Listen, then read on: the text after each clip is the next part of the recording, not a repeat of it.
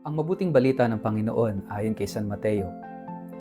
Nang panahong iyo'y sinabi ni Jesus, Ama, Panginoon ng langit at lupa, salamat sa iyo sapagkat inilihim mo ang mga bagay na ito sa marurunong at matatalino at inihayag mo sa mga may kaluobang tulad ng sa bata. Oo, Ama, sapagkat ganoon ang nais mo. Ibinigay na sa akin ng aking Ama ang lahat ng bagay. Walang nakakakilala sa anak kundi ang Ama, at walang nakakakilala sa Ama kundi ang anak, at ang mga pinili ng anak na pagpahayagan niya. Ang mabuting balita ng Panginoon. Mapagpalang araw sa inyong lahat. Welcome po sa ating Gospel in a Nutshell. Mga kapatid, ang ating ebanghelyo ngayon ay isang pambihirang tagpo. Hindi ito kwento ng milagro o pagtuturo sa mga tao. Ito'y isang panalangin ni Jesus. Panalangin niya sa kanyang Ama. At sa maikling panalangin ito, nakita natin ang puso ni Kristo, ang kanyang kababaang loob, at ang kanyang malalim na kaugnayan sa Diyos Ama.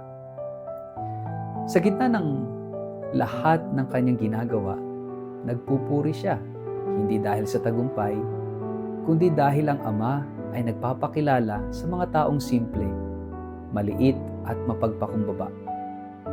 Sabi niya, pinasasalamatan kita, Ama, Panginoon ng langit at ng lupa, sapagkat ikaw ay nagkubli ng mga bagay na ito sa marurunong at matatalino, ngunit iyong inihayag sa mga maliliit. Ang ating mundo ay madalas pumapalakpak sa marurunong, sa mga makapangyarihan at sa mga sikat. Ngunit ang Diyos, ayon kay Jesus, ay mas nakikipag-usap sa mga may pusong marunong makinig, marunong magpakumbaba, at marunong tumanggap.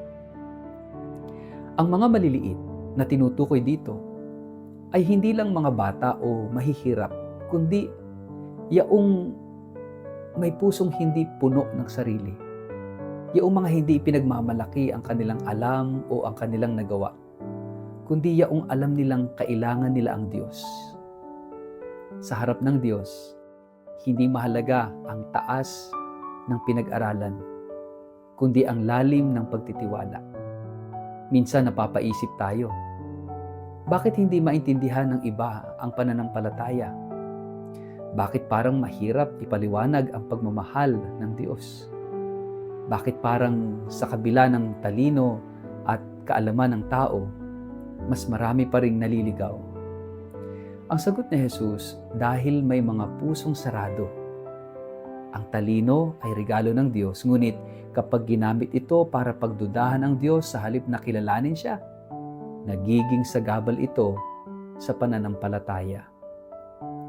Minsan ang sobrang tiwala sa sarili ang dahilan kung bakit hindi natin madinig ang tinig ng Diyos. Kaya't ang tunay na karunungan ay nagsisimula sa kababaang loob. Walang nakakakilala sa anak kundi ang Ama, at walang nakakakilala sa Ama kundi ang anak at ang sinumang pagpahayagan ng anak. Ito'y isa sa pinakamalalim na talata sa Ebanghelyo. Ipinapahayag ni Jesus na siya lamang ang lubos na nakakakilala sa Ama. At ang tanging daan patungo sa tunay na kaalaman sa Diyos ay sa pamamagitan niya.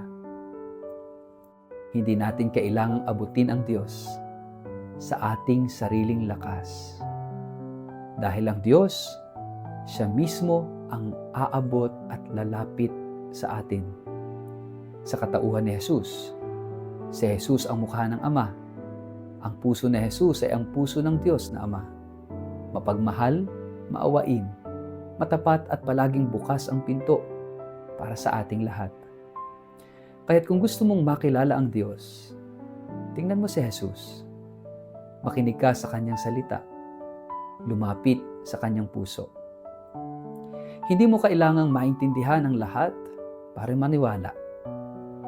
Ang pananampalataya ay hindi lang tungkol sa pag-aaral, kundi sa relasyon.